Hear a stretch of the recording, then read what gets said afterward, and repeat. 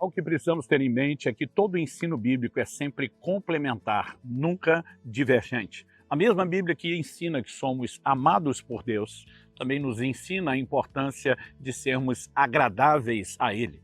E eu quero mostrar como devemos olhar de forma equilibrada para essas duas declarações. Insisto, não são divergentes, são complementares. Esse é o assunto da nossa conversa hoje. Fique comigo e nos próximos minutos nós vamos entender um pouco melhor a doutrina bíblica.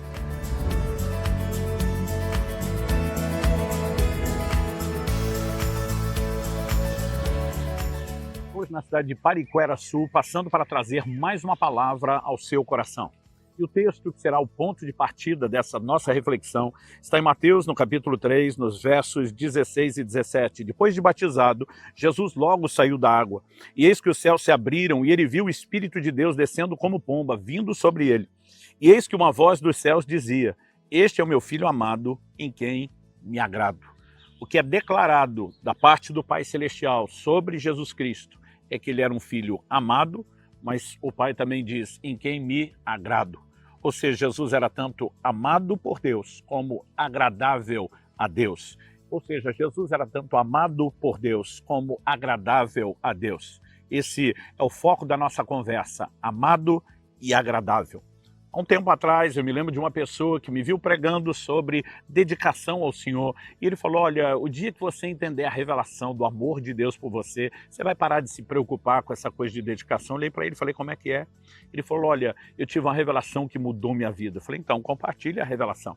Ele diz: "Quando você entender que nada daquilo que você faz fará com que você seja mais amado do que já é por Deus, né? Nada que você fizer de bom vai fazer com que você seja mais amado, e entender que nada que você fizer de ruim vai fazer com que você seja menos amado, você vai entrar no lugar tranquilo, que não preocupa tanto com essas coisas." Eu olhei para ele e falei: "Realmente, se você acredita que isso é uma revelação, eu quero te garantir que isso é uma distorção do ensino bíblico. De onde foi que você tirou a ideia que ser amado por Deus remove de nós a responsabilidade de sermos agradáveis a Deus?" Há uma doutrina bíblica a respeito de agradar a Deus. Em 1 Tessalonicenses, no capítulo 4, no verso 1, a Bíblia diz: "Finalmente, irmãos, pedimos a vocês e os exortamos no Senhor Jesus que, assim como aprenderam de nós a maneira como devem viver e agradar a Deus, e efetivamente o estão fazendo, vocês continuem progredindo cada vez mais." E diz: "Vocês aprenderam de nós", porque isso é parte do ensino, da doutrina. "E mesmo que vocês já estejam praticando o que ensinamos, nós esperamos que vocês ainda progridam mais, além de continuar a fazer o que já estão fazendo." Fazendo o quê? Agradar a Deus. Ao que eu e você precisamos perceber é que não se pode confundir ser amado com ser agradável, né? Todas as pessoas, por exemplo, são amadas por Deus. A palavra de Deus é clara em dizer em 1 Timóteo 2,4 que ele deseja que todos se salvem e cheguem ao pleno conhecimento da verdade. A Bíblia enfatiza, tanto em Atos 10:34 como em Romanos 2:11, que Deus não faz acepção de pessoas. Ele não faz diferença entre um e outro. Ele ama todos de forma incondicional. Agora, nem todos que são amados por Deus estão agradando a Deus. Romanos 8:8 diz que os que estão na carne não podem agradar a Deus. Hebreus 11:6 diz que sem fé é impossível agradar a Deus. Essa pessoa que está andando na carne ainda é amada por Deus, mas não o agrada.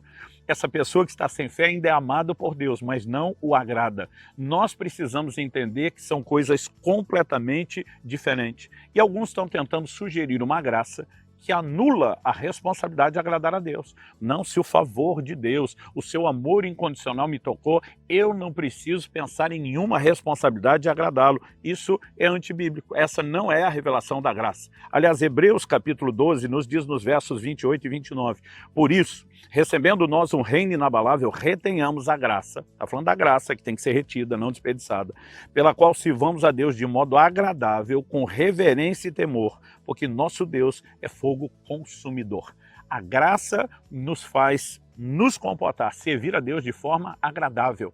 Ou seja, a mesma graça que revelou o amor incondicional de Deus por nós muda o comportamento e nos leva a dar uma resposta a Deus de maneira que a gente o sirva, né, agradando a Deus. Essas coisas, elas não se excluem, embora evidentemente nós precisamos da própria graça de Deus para viver no modo em que o agrademos. Essas coisas não são divergentes. Outra coisa que precisamos ter em mente é o que determina o nosso destino.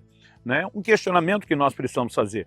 O amor incondicional de Deus nos oferece um destino, mas não o determina. Então, por exemplo, quando falamos de salvação, João capítulo 3, verso 16 diz: Deus amou o mundo de tal maneira que deu o seu Filho unigênito. É o amor de Deus que o leva a oferecer a salvação a todo mundo. Ele amou o mundo todo.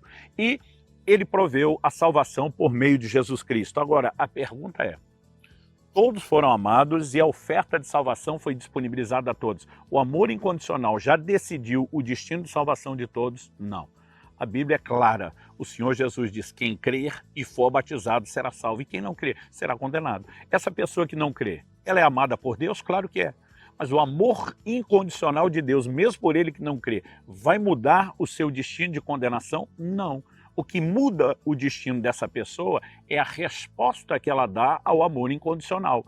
Então, se ela decide abraçar, se ela decide crer, se ela decide corresponder, isso vai mudar a sua vida, senão não. Então, que conversa é essa de que porque somos incondicionalmente amados por Deus, podemos nos comportar de qualquer forma? Nosso destino não será determinado pelo amor incondicional. Ele será determinado pela nossa resposta. E é aí que nós precisamos entender a distinção entre ser amado e agradável. Por exemplo, Deus amou a nação de Israel e a Bíblia nos mostra que por isso prometeu-lhes Canaã, a terra prometida. Ou que diz Deuteronômio 4, 37 e 38. Porquanto Deus amou teus pais, escolheu a sua descendência depois deles e te tirou do Egito, ele mesmo presente com a sua grande força, para lançar diante de ti nações maiores e mais poderosas do que tu, para te introduzir na sua terra e te dar por herança, como hoje se vê. Foi o amor de Deus que fez tudo isso. Agora a pergunta é: todos os que foram amados por Deus entraram na terra? Não. 1 Coríntios 10,5 explica: mas Deus não se agradou da maioria deles, razão pela qual ficaram prostrados no deserto. Então, foram amados a ponto de Deus disponibilizar a terra. Só o amor de Deus determinou o destino deles entrando na terra? Não. Mas porque não agradaram a Deus, abortaram o destino que o amor havia disponibilizado. Então nós precisamos entender essa distinção. Agradar a Deus tem a ver com a nossa conduta.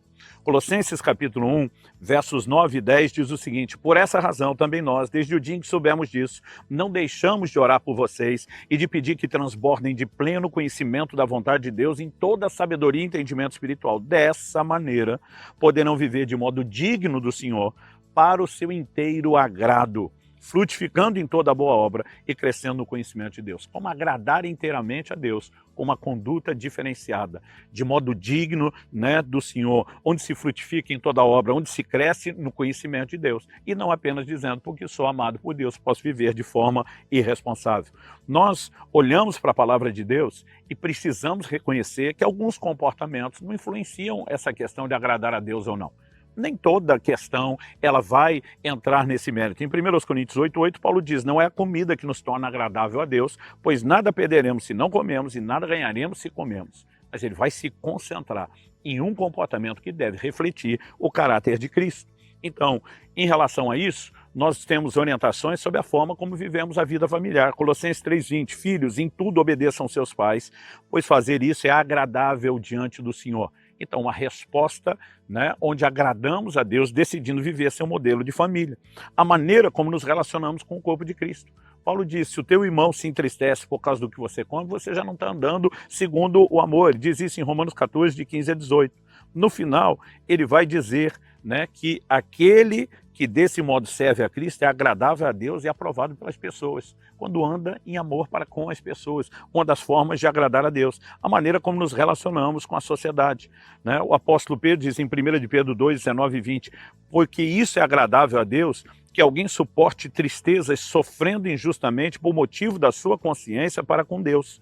Pois que glória há se pecando e sendo castigados por isso, vocês o suportam com paciência? Se entretanto, quando praticam o bem, são igualmente afligidos, suportam com paciência, isso é agradável a Deus. Suportar um governo muitas vezes injusto e perseguidor, mas dizendo: quero manter uma conduta exemplar para que agrade a Deus. Né? Podemos olhar e falar sobre a forma como nos entregamos ao serviço. Em 2 Timóteo, né? No capítulo 2 e no verso 4, a Bíblia diz que o soldado em serviço não se embaraça com as coisas dessa vida a fim de agradar aquele que o alistou para a guerra. Então nós vamos vendo nuances e perspectivas, inclusive o esforço na vida cristã. E segundo aos Coríntios 5:9, o apóstolo Paulo diz: é por isso que também nos esforçamos para ser agradáveis a ele, quer presentes, quer ausentes. Porque ser agradável não tem nada a ver com o fato de ser amado. Aliás, qual é a mensagem por trás disso, do amado e agradável?